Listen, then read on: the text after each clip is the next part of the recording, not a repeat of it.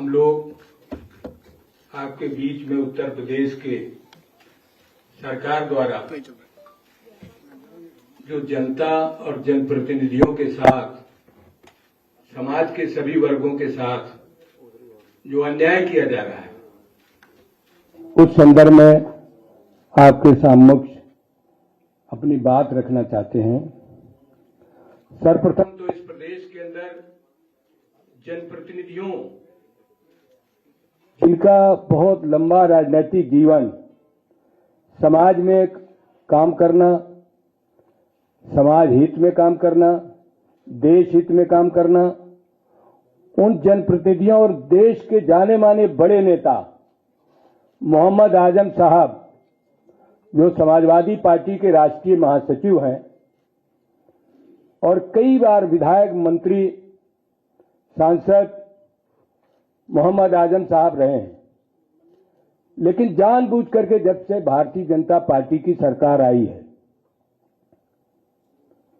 उनको तरह तरह के झूठे मामलों में फंसाना, मानसिक शारीरिक प्रताड़ना देना भारतीय जनता पार्टी का लगातार काम है।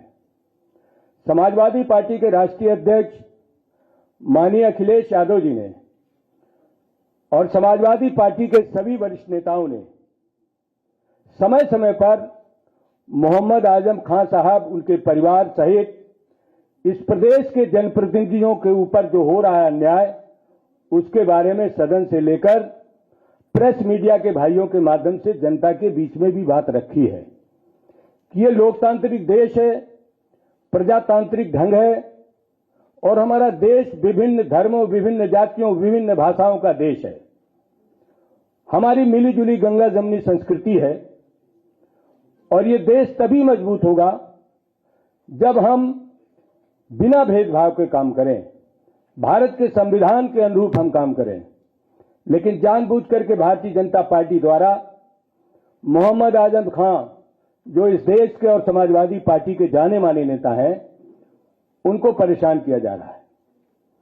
अभी आज ही पढ़ा है कि उनकी जो सुरक्षा थी, वायु श्रेणी की जो सुरक्षा सरकार ने दी थी, केवल उनके जीवन को खतरा है इस बात पर दिया था, लेकिन वो भी सुरक्षा हटा ली गई। इससे बड़ा दुर्भाग्य क्या होगा? आज भारतीय जनता पार्टी के कुछ ऐसे नेता हैं जिनको सुरक्षा की जरूरत नहीं, लेकिन वो भी वायु श्रेणी लिए घूम रहे हैं। देश की केंद्रीय व्यवस्था से भी उनको सुरक्षा मिली हुई है, क्योंकि समाजवादी पार्टी और समाजवादी पार्टी के नेता माननीय अखिलेश यादव जी और माननीय अखिलेश यादव जी के साथ काम करने वाले, समाजवादी आंदोलन में बढ़ चढ़ कर हिस्सा लेने वाले लोग जानबूझ करके भारतीय जनता पार्टी द्वारा प्रताड़ित किए जा रहे हैं। मोहम्मद आजम साहब की सुरक्षा लेना उनके जीवन का खतरा है और उनके जीवन की गारंटी भारत के संविधान में है कि हर व्यक्ति के जीवन की सुरक्षा की जाए। लेकिन जानबूझ करके भारतीय जनता पार्टी जनप्रतिनिधियों को अपमानित करना, मानसिक, वैचारिक और शारीरिक रूप से भी ये भारतीय जनता पार्टी कर रही है, जिसकी मैं घोर निंदा करता हूं और भर्त्सना करता हूं कि इस तरीके का कृत्य भारतीय जनता पार्टी ना करे। हर जीवन, हर आदमी को सुरक्षा नहीं मिल पा रही। इसी प्रदेश के अंदर अपराध लगातार बढ़ते जा रहे हैं। हत्या, डकैती, लूट, राजनी, महिलाओं के साथ छेड़छाड़ की लगातार घटनाएं बढ़ रही हैं, लेकिन जानबूझकर भारतीय जनता पार्टी झूठे आंकड़े पेश करके महिमा मंडित कर रही कि हमारा सुशासन है। आज अदालत से लेकर खेत खलिहान तक आदमी मारे जा रहे हैं। किसानों का जीवन सुरक्षित नहीं, व्यापारियों का जीवन सुरक्षित नहीं, नौजवानों का जीवन सुरक्षित नहीं, महिलाओं का जीवन सुरक्षित नहीं, और बीजेपी जानबूझ करके इन बातों को झूठ करार देती है। पूरे प्रदेश के अंदर आज असुरक्षा व्याप्त है। हम ये चाहते हैं कि ये भारत का सबसे बड़ा राज्य है और डबल इंजन की सरकार में राजनीतिक बदले की भावना से किसी को प्रताड़ित किया जाए, अपमानित किया जाए, ये लोकतांत्रिक व्यवस्था में नहीं आता है। आज हमारा व्यापारी, किसान, नौजवान सब परेशान हैं। पूरे प्रदेश में, देश में महंगाई बढ़ रही है। महंगाई बीजेपी ने कहा था 90 दिन के अंदर महंगाई कम कर देंगे, 2014 में कहा था, और 2014 से लेकर आज 2023 है। इन इतने वर्षों में महंगाई कहां चली गई? उससे आप लोग भी पीड़ित होंगे। दिन दूना रात चौगुना महंगाई बढ़ती जा रही है। किसान अपनी फसल का मूल्य नहीं पा रहा, उसको लागत मूल्य भी नहीं मिल रहा।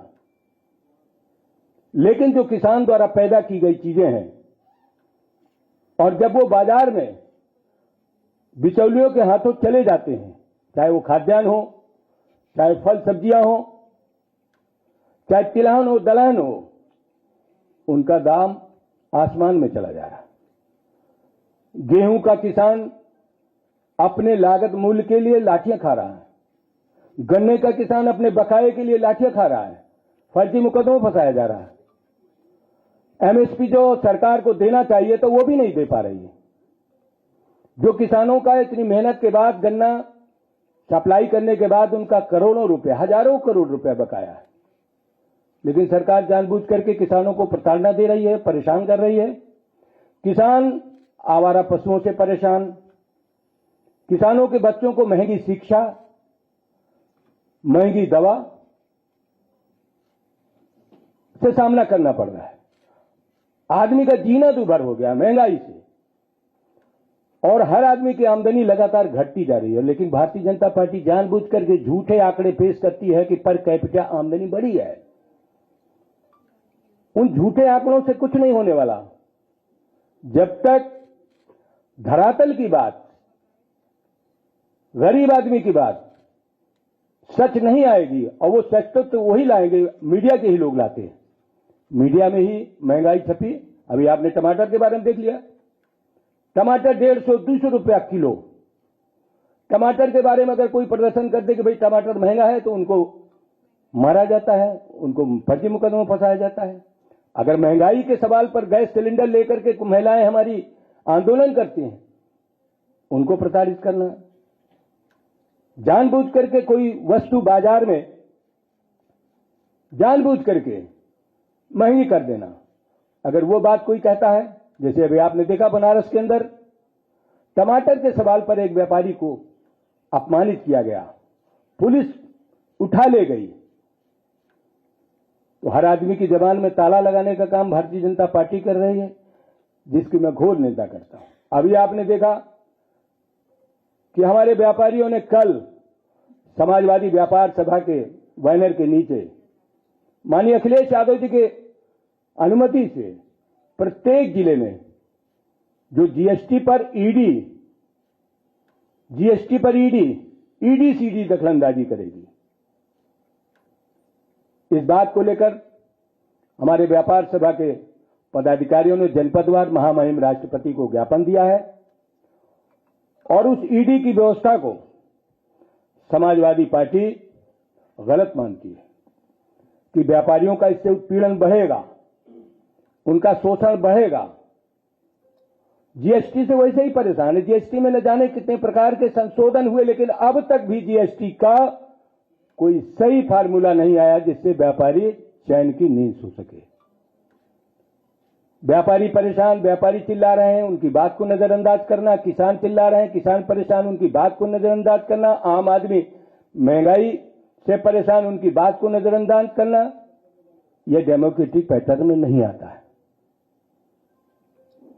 इस ईडी की दखलंदाजी जो जीएसटी में हुई है, इसके बारे में हमारे व्यापार सभा के सभी प्रमुख नेता हैं, मैं जो समाजवादी व्यापार सभा के प्रदेश अध्यक्ष हैं श्री प्रदीप जायसवाल जी से, उनसे चाहूंगा कि अपने प्रेस मीडिया के भाइयों के सामने वो अपनी बात रखें।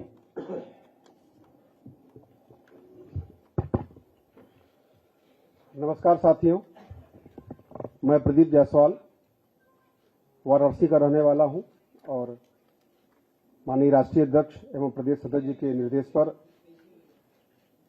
समाजवादी व्यापार सभा के प्रदेश सदस्य के रूप में व्यापारियों का आवाज उठा रहा हूं। 7 जुलाई शुक्रवार की रात्रि भारत सरकार के वित्त मंत्रालय ने एक अधिसूचना जारी की और उस अधिसूचना में ये बताया गया कि जीएसटी को अब prevention of money laundering act के अंतर्गत रखा जाएगा। आप जानते हैं कि पीएमएलए के अंतर्गत ईडी को सीधा अधिकार होता है कि वो जाके छापा मार सकती है और जाके धन और संपत्ति को जब्त कर सकती है। देश और प्रदेश में जिस राजनीतिक दल की सरकार है वो शायद व्यापारियों की पार्टी कही जाती है, लेकिन चाहे नोटबंदी की बात करिए, चाहे अनियोजित लॉकडाउन की बात करिए, वन नेशन वन टैक्स की बात कहने वाली विसंगतिपूर्ण और जटिल जीएसटी की बात करिए, लगातार हर मुद्दे पर सरकार फेल हो रही है और व्यापारी लगातार उससे प्रभावित हो रहे हैं। उनका व्यापार चौपट हो रहा है, इंस्पेक्टर आज बढ़ रहा है। आज जिस प्रकार से जीएसटी के अंतर्गत ईडी को लाया गया है, इससे बहुत बड़ा व्यापारी वर्ग और व्यापार चौपट होगा और समाजवादी पार्टी माननीय राष्ट्रीय अध्यक्ष आदरणीय अखिलेश यादव जी के एवं प्रदेश अध्यक्ष आदरणीय श्री नरेश पटेल जी के नेतृत्व में अनुमति से कल पूरे प्रदेश के समस्त जनपदों के हमारे इकाई के जिला अध्यक्षों ने, महानगर के अध्यक्षों ने महामहिम राष्ट्रपति महोदय को इस काले कानून को, हमारे भोले भाले व्यापारियों को डराने धमकाने वाले व्यापारी विरोधी कानून को वापस लेने के लिए जिलाधिकारी महोदय को ज्ञापन दिया। आज हम लोग समाजवादी पार्टी के कार्यालय में केंद्र सरकार से ये चेतावनी देना चाहते हैं कि यदि आप डराने धमकाने वाली राजनीति करेंगे तो व्यापारी समाज अब इस बात को सहन नहीं करेगा। व्यापारी समाज को अपनी कठपुतली, अपनी बंधुआ मजदूर समझने वाली भाजपा को अब व्यापारी समाज समझ चुका है और जिस प्रकार से धमकी देकर वोट लेने की राजनीति हो रही है, उस पर निश्चित रूप से 2024 के चुनाव में उनको मुंहतोड़ जवाब मिलेगा।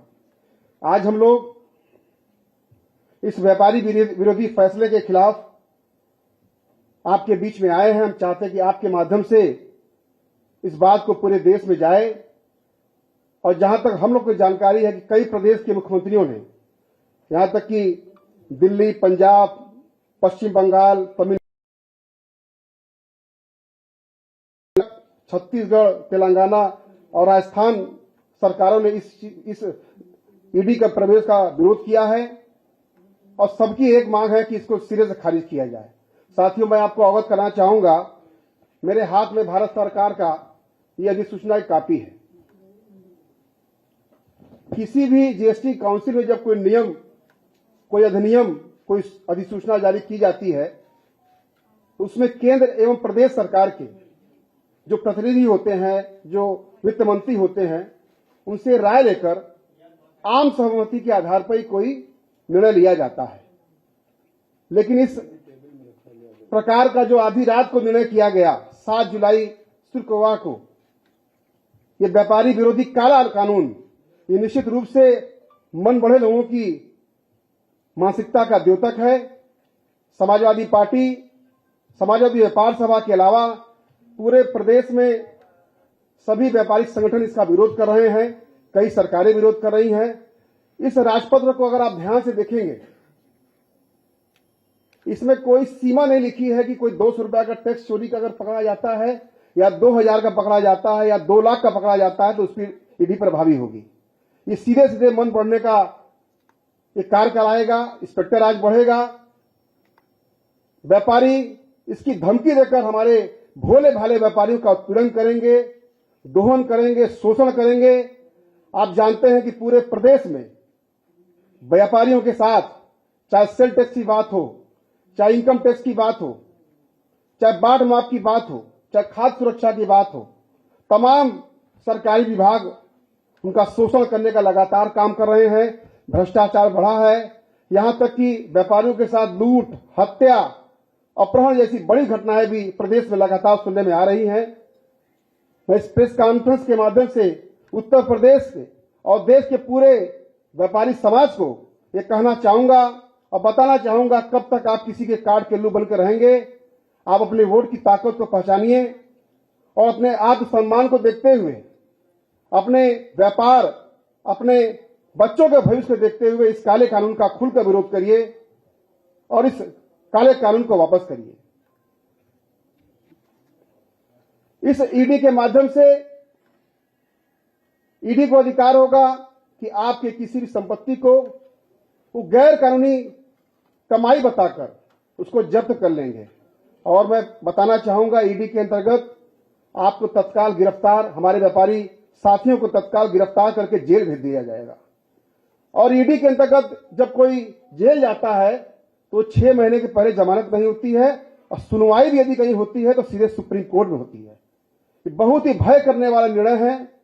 व्यापारी साथियों को धमकाकर राजनीति करने की बात सरकार की मंशा है और मुझे लगता है कि इस काले कानून से जितने भी गैर भाजपा दल से प्रभावित या समर्थक हमारे व्यापारी साथी होंगे, उनको खोज कर इस काले कानून के आधार पर उनको जेल में बंद करने का काम करेगी। ऐसे इस व्यापारी विरोधी काले कानून का समाजवादी पार्टी, समाजवादी व्यापार सभा पुरजोर विरोध करती है और मांग करती है केंद्र सरकार के वित्त मंत्री से कि व्यापारी हित में, व्यापारी सम्मान में आपको इस निर्णय को वापस लेना होगा, वरना समाजवादी पार्टी और उसके संगठन के लोग, समाजवादी व्यापार सभा के लोग सड़क से संसद तक लोकतांत्रिक लड़ाई लड़ने के लिए कमर कस चुके हैं। इसकी शुरुआत, जैसा कि मैंने आपको बताया कि कल ज्ञापन पत्र के माध्यम से हमने कर दिया है और आगे भी माननीय राष्ट्रीय अध्यक्ष, माननीय प्रदेश अध्यक्ष की अनुमति से, सहमति से हम लोग आगे कार्यक्रम तय करेंगे। एक कहावत है कि जबरा मारे रोए न दे। व्यापारी समाज में कोई जाति बिरादरी नहीं होती है। व्यापारी समाज हमारे देश और प्रदेश की अर्थव्यवस्था की रीढ़ की हड्डी होती है। उसकी मेहनत की कमाई से सरकार को टैक्स मिलता है और देश और प्रदेश में विकास कार्य होता है। लेकिन जिस प्रकार से बदले की भावना से, धमकाने की भावना से राजनीति की जा रही है, इसकी निंदा हम लोग करते हैं, विरोध करते हैं और मांग करते हैं कि इस काले कानून को वापस किया जाए। साथ ही साथ इस प्रेस वार्ता के माध्यम से आपको हम बताना चाहेंगे कि अभी उत्तर प्रदेश में नहीं, पूरे देश में फर्म सत्यापन के नाम पर, आपके रजिस्ट्रेशन वेरिफिकेशन के नाम पर पूरे देश में एसजीएसटी यानी कि स्टेट जीएसटी के अधिकारियों द्वारा एवं सीजीएसटी केंद्र सरकार के सेंट्रल जीएसटी के अधिकारी द्वारा लगातार हमारे भोले भाले व्यापारियों को बुलाकर उनको कार्यालय में उनका उत्पीड़न और शोषण करने का काम हो रहा है। और उस पर यार ईडी का दखल करना, ये कोर्ट में कहा काम करेगा, इसकी हम लोग घोर निंदा करते हैं। हम लोग इस प्रेस वार्ता के माध्यम से ये भी कहना चाहेंगे और सरकार से मांग करेंगे, ईडी की दखलंदाजी समाप्त की जाए। फर्म सत्यापन के नाम पर जो उत्पीड़न है उसको बंद किया जाए। साथ ही साथ हमारे जो खुदरा फुटकर व्यापारी हमारा है, जिस प्रकार से सरकार ऑनलाइन मार्केटिंग का बढ़ावा दे रही है, समाजवादी पार्टी के लोग, हमारे व्यापार सभा के लोग सहित पूरे उत्तर प्रदेश के व्यापार मंडल के लोग इसका विरोध करते हैं। क्योंकि जिस प्रकार से ऑनलाइन मार्केटिंग का बाजार बढ़ रहा है, हमारा छोटा फुटकर खुमचा रेहड़ी वाला दुकानदार इससे प्रभावित हो रहा है। बाजार के बाजार खत्म हो जा रहे हैं, कोई दुकान में चलने वाला नहीं है। इसलिए इस वार्ता के माध्यम से हम केंद्र सरकार से मांग करेंगे कि ऑनलाइन मार्केटिंग पर भी प्रभावी अंकुश लगाने का काम करे और हमारे मेहनत कश ईमानदार व्यापारी जो लगातार टैक्स देकर इस देश की सेवा करते हैं, उनकी भावनाओं को समझा जाए। तैयारी है माननीय राष्ट्रीय अध्यक्ष, प्रदेश अध्यक्ष जी से वार्ता करने के बाद, व्यापारियों से चर्चा करने के बाद आम राय बनाकर इसमें इस ईडी के प्रवेश के विरोध का कार्यक्रम तय करेंगे।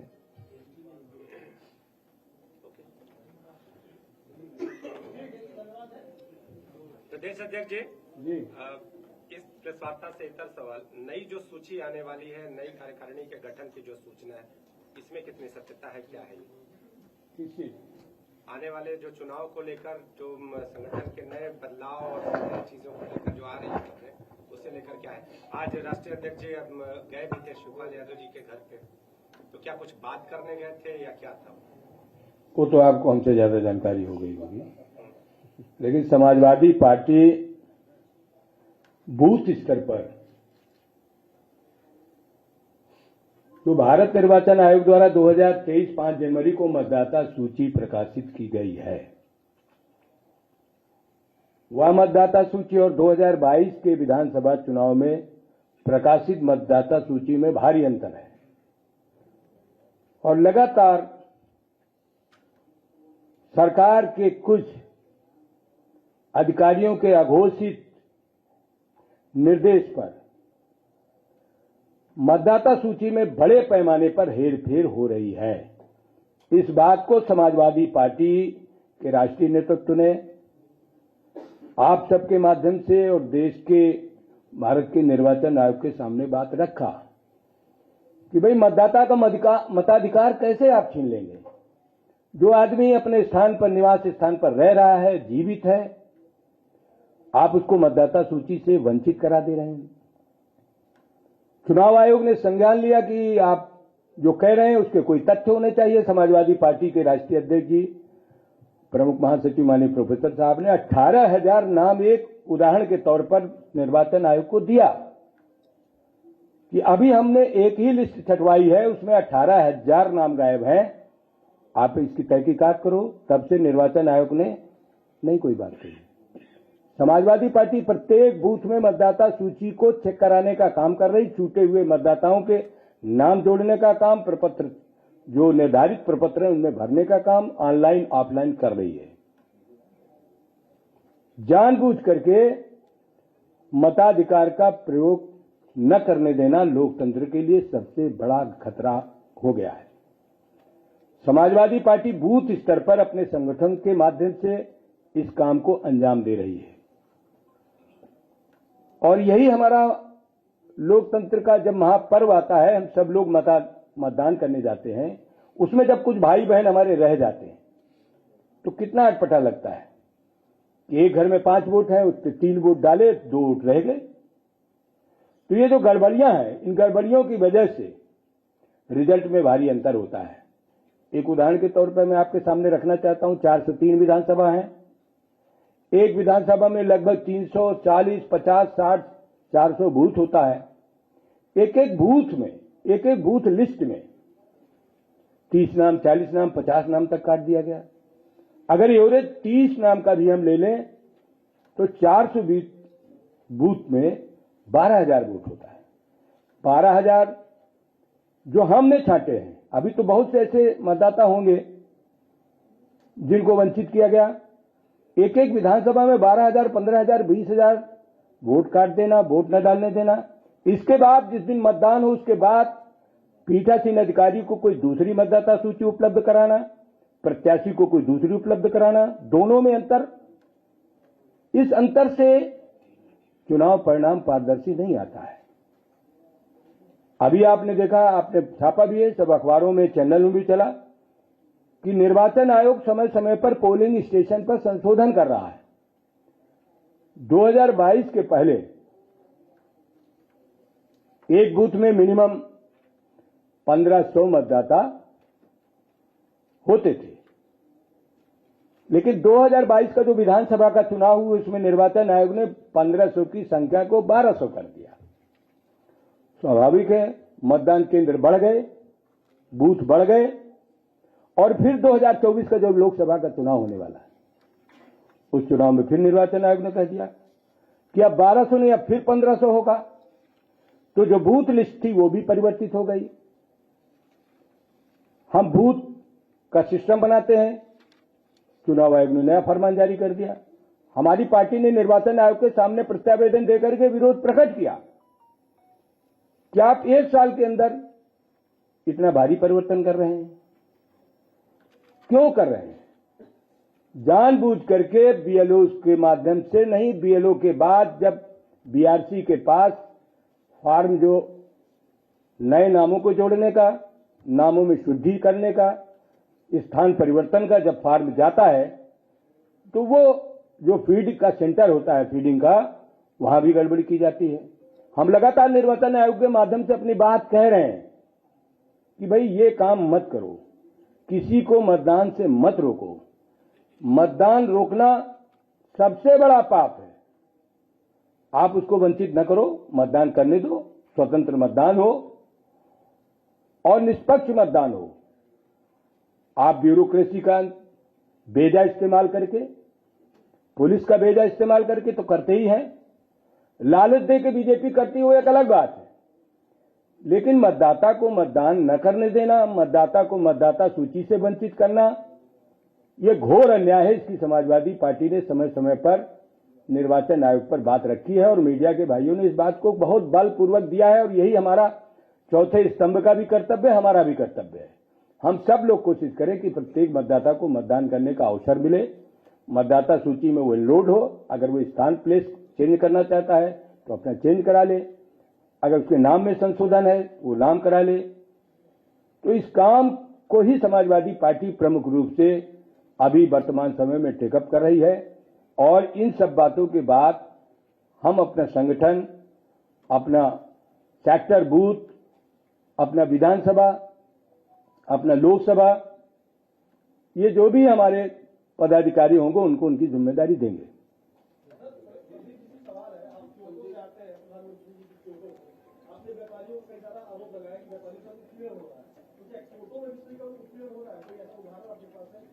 क्या मैं आपसे पूछना चाहता हूं कि काशी क्योटो बन गई? नाम बड़े और दर्शन छोटे और चिराग तले अंधेरा। हम लोग बनारस के रहने वाले हैं। आज भी जर्जर तारों का शहर है बिजली के, सीवर समस्या जस के तस है, गलियों में पत्थर से सीवर निकल रहा है, जाम की समस्या भयानक है।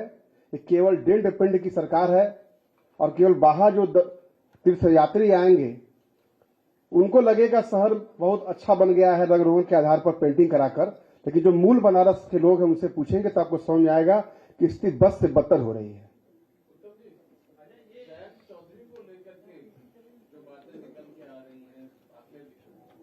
आप सब लोगों की बात कब हुई है? क्या आगे इस बार 2024 में सीट का तालमेल क्या रहेगा? अभी विधान परिषद का उत्तर प्रदेश में चुनाव हुआ, थोड़ा दिन हुआ है। समाजवादी पार्टी ने विधान परिषद में डॉक्टर रामकरण निर्मल और रामजतन राजभर को उतारा था। आरएलडी के 9 विधायक हैं, सभी विधायकों ने समाजवादी पार्टी द्वारा घोषित उम्मीदवारों को वोट दिया था। यही सबसे बड़ा सबूत है।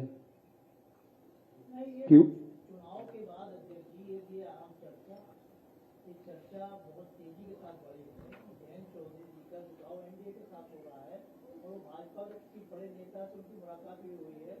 आपकी बात अपनी जगह सही है कि विधान परिषद के चुनाव जब हुए उन्होंने समाजवादी पार्टी के प्रत्याशी को समर्थन किया, मगर उस चुनाव को हुए भी 3 महीना बीत गया है। अभी नहीं, 3 महीने जो भी समय बीता हो, अरे आप 2 महीने ज्यादा बढ़ा दे। उन्होंने ट्वीट भी किया है, खीर और चावल को लेकर उन्होंने ट्वीट भी किया है। किसने? जो मेरी जानकारी है, समाजवादी पार्टी और राष्ट्रीय लोकदल चौधरी चरण सिंह जी के विचारों सिद्धांतों पर चल रही है और चौधरी चरण सिंह जी के विचारों को दोनों दल मिलकर मजबूत कर रहे हैं और मजबूत होंगे।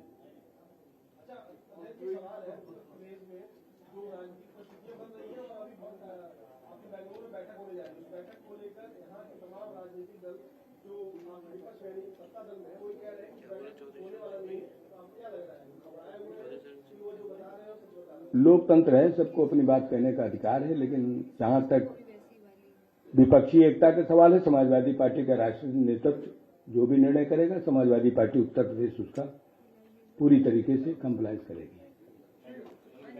धन्यवाद आप सबका।